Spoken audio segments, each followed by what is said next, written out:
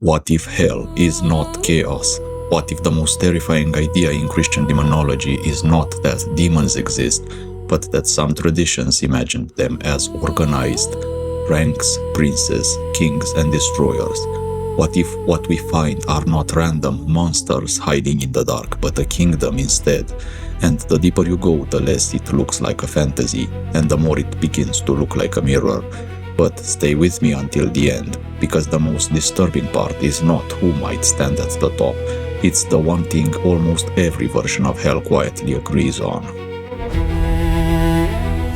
Christianity does not give us one simple organizational chart of hell.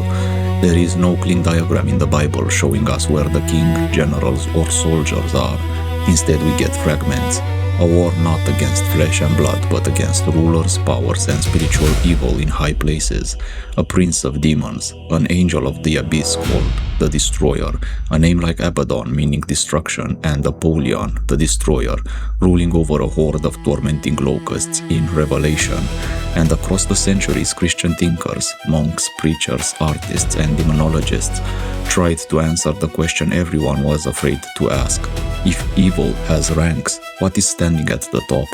But the real horror is not the names. It is what each rank wants from humanity. Because demons do not only attack bodies, they attack meaning. At the lowest level are the spirits most people imagine first. The whisperers, the unclean spirits, the nameless ones. And they are not remembered because of crowns or thrones. They are remembered because they tend to get close. In Christian stories, these are the forces that torment individuals, twist impulses, isolate the soul, and turn a person against themselves. They do not need a kingdom when they can turn your own mind into a battlefield. Their power lies in proximity. They are the smoke under the door before the fire arrives. But this is the lowest tier. What happens when evil stops working on individuals and starts working on entire civilizations? Above them are spirits with territory, authority instead of temptation. The New Testament speaks in language that feels less like a ghost story and more like a cosmic war report. Principalities, powers, rulers of darkness, spiritual forces in high places. These are not described like random demons hiding in corners. They sound like structures, systems, forces above individuals shaping whole cultures, whole empires, and even ages. This is where demonology becomes uncomfortable because the battlefield is no longer limited to one haunted room. It becomes an entire civilization instead. The question is no longer, is there a demon behind me? The question becomes, what if darkness also knows how to organize itself? Later, Christian demonology gave darkness faces. The 7 deadly sins became more than moral failures. They became kingdoms. Pride had Lucifer, greed had Mammon, lust had Asmodeus, envy had Leviathan, gluttony had Beelzebub, wrath had Satan, sloth had Belphegor. This isn't an official doctrine, it's centuries of folklore and fear given shape. But as symbols, they are devastating, because each prince does not simply tempt you to do something bad. Each one offers you a false salvation. Lucifer does not begin with evil. He begins with beauty, with light, with the intoxicating thought that the throne should belong to you. His temptation is not ugliness, it is elevation without humility. He whispers that you were meant to rise, that obedience is weakness, that the only sin is being lower than you deserve. And that is why pride is dangerous. It does not feel like corruption at first, it feels like an awakening. Then we have Mammon, who offers something different, not glory but security. He tells you that you will finally be safe when you have enough. Enough gold, enough status, enough control, enough proof that you cannot be abandoned, humiliated, or forgotten. But Mammon's hunger has no finish line. Every treasure becomes a chain, every possession demands another, and slowly the human soul becomes a vault, locked from the inside. Asmodeus does not arrive as a monster either. He arrives as desire, as heat, as obsession disguised as love. He turns the person in front of you into a mirror for your hunger. He tells you that wanting someone is the same as loving them, that intensity is truth, that if something consumes you, it must be sacred. But obsession does not worship the beloved, it devours them. And when desire loses love, it becomes possession. Leviathan is colder. Leviathan coils around envy.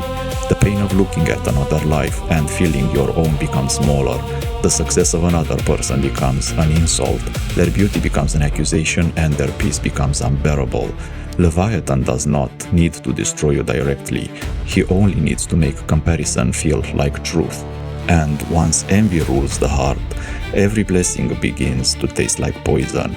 Beelzebub, the lord of filth, is often linked with corruption, decay, and gluttony. But gluttony is not only about food. It is the desperate attempt to fill a spiritual emptiness with anything that can be consumed. Pleasure, noise, drama, attention, distraction, more, always more. Beelzebub's kingdom is not hunger, it is numbness. A soul so overfed by the world that it can no longer feel alive. Satan, the adversary, stands with wrath, not a simple anger. Anger can be righteous sometimes. Wrath is different. Wrath is when pain becomes identity, when the wound becomes a throne, when the heart says, if I cannot be healed, then somebody must pay for it. Satan accuses, divides, turns suffering into rebellion against everything. He does not only want you angry, he wants your anger to become your religion. And then there is Belphegor, perhaps the most underestimated of them. Sloth does not always look like laziness. Sometimes it looks like comfort, delay, and avoidance. The quiet surrender of a person who was meant to become more. Belphegor does not need to make you evil. He only needs to make you postpone your soul. Tomorrow, later, when life is easier, when fear is gone, when the calling is convenient. And year by year, the door closes quietly. But princes were never the whole story, because underneath them some traditions imagined something even stranger. A government. Medieval and Renaissance demonology imagined hell almost like a corrupted empire. Kings, princes, dukes, presidents, counts, knights. An infernal court where power had titles, armies, legions, and offices. And here, the names become more than symbols. They become characters in a nightmare. Baal, imagined in later demonology as a king of deception, hiding truth behind shifting forms. Belial, the spirit of lawlessness and corruption, the voice that makes rebellion sound noble and decay sound free. Astaroth, associated with seduction, secrets, and spiritual ruin, offering knowledge that leaves the soul colder than before. Buer, linked with healing and philosophy, in strange infernal catalogs, showing that even useful gifts can come wrapped in dangerous hands. Marcosius, imagined as a warrior spirit fierce and loyal to a fallen order. Stolas, the strange prince of stars, herbs, and poisonous plants, as if even heavens and earth can be studied from below. And then there is Paimon, a crowned ruler of hidden knowledge approaching not like a beast, but like a royal teacher from the dark. And Paimon stands out because his image is almost cinematic by nature, a crowned king riding through the desert of the unseen, not crawling, not screaming, arriving with music, with the terrifying dignity of something that wants to be worshipped before it is feared. In some handbooks, demons were even ranked by how many legions they commanded, as if hell kept records and chains of command. And here is the fascinating, unsettling part. These grimoires are not scripture carved in stone. They are the nightmares Christianity painted around scripture. Part theology, part folklore, part fear, part forbidden imagination. And yet they reveal something powerful about the human mind. When people looked at evil, they did not see only chaos. They saw bureaucracy, a nightmare with structure, a kingdom where every rank had a function. There is another detail many people miss. In a lot of modern imagination, Satan sits on a throne in hell, ruling it like a dark king with a trident.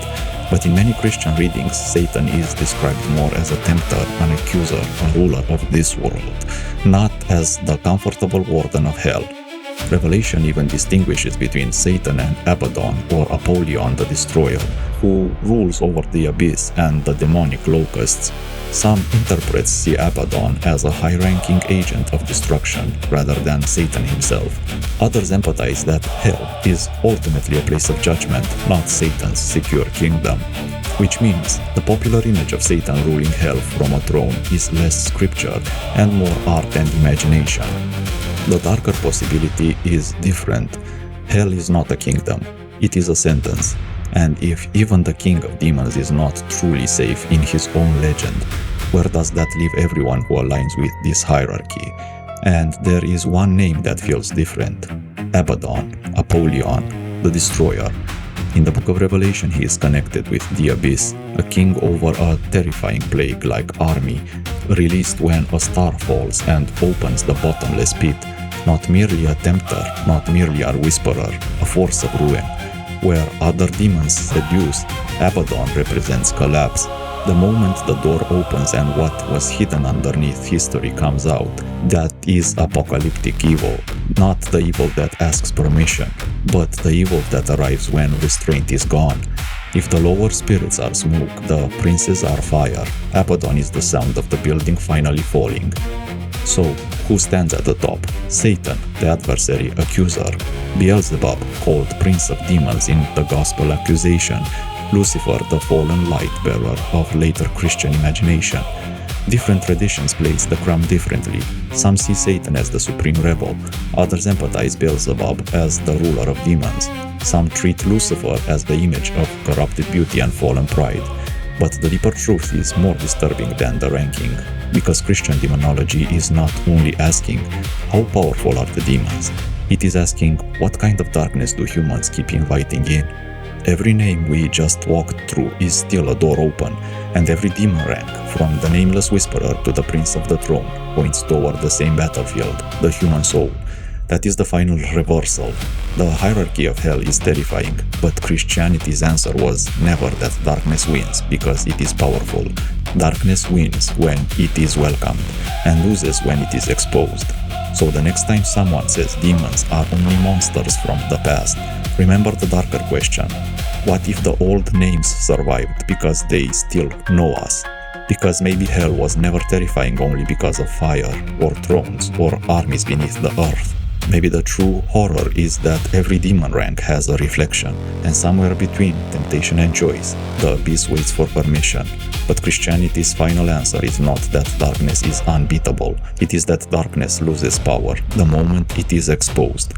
If this story made the darkness feel uncomfortably close, then keep looking deeper, because the hidden anatomy of faith is not only about what humanity feared, it is about what humanity hoped would still be saved. And for one fragile second, the soul remembers it was never made for the abyss, it was made for the light.